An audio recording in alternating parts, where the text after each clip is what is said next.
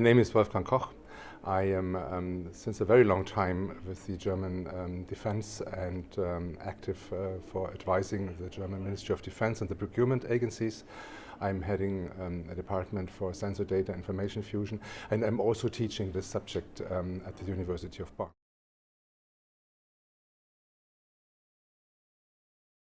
Well, we are facing in the military domain what we call in the civilian domain digitalization. And it has three aspects, I believe. It's automation, it's decentralization, and it's vulnerability, or the necessity to protect all this. Automation means that we have to deal with automated platforms. This raises the question of appropriate human control. This has been addressed earlier this morning. And digitization means that we have to collect information and we are able to process them. We have a very much advanced possibility for perception, and perception in combination with action. And artificial intelligence and technical autonomy actually is a type of assistance system that helps us to perceive much more than ever before and to act more effectively than ever before. And this, of course, has an impact in the military domain. And finally, vulnerability. This is valid in the civil domain, but network-enabled operations can be attacked. We are trying to attack adversaries' networks. So it's the cyber situation. It's also the topic of integrity of sensor data. Also sensors can be hacked, can start to lie, or simply are malfunctioning. So information fusion may turn to confusion if the databases is not correct. I think that's digitalization under these aspects that's transforming the military domain.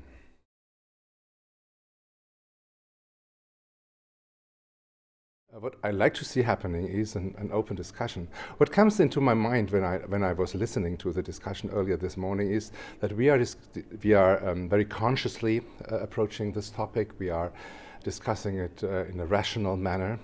But there is also a wave of Hollywood movies, of games, and of novels and whatever that affects the unconscious or the subconscious of the people, but also the subconscious of decision makers, of us researchers. We very much like actually to see these movies, and of procurement activities. So there is a rational and conscious level of discussion, but there is something which is subconscious and affects us in a way, and I would actually like to see this addressed. And this concerns me because it rises over expectation, over promising, maybe also over fear, something like that. We have to deal with this appropriately. It affects us.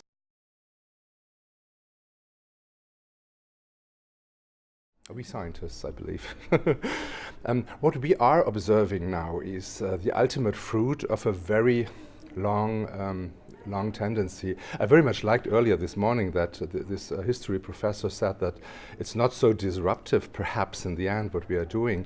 Actually, we see the ultimate consequences of this prophecy or this promise of Francis Bacon. Knowledge is power, and this is actually now happening. So who has the best knowledge of a situation, the best means of how to react. We need to be aware that this knowledge turns to the good. Actually, there are two questions, I believe. We need to become or to become masters of technologies. We have to rule them. But in a way, technology is something, not somebody. Well, perhaps somewhat provocative, these are slaves, we are masters. Sorry for saying that. And that's the first question. We have to have the power. And finally, we have to make a responsible use of it. You can misuse technology, of course you can. And we have to create technological means in order to facilitate responsible use of modern technology? That's an engineering question, and we engineers, we computer scientists, we physicists, and whoever have the responsibility to build responsible systems.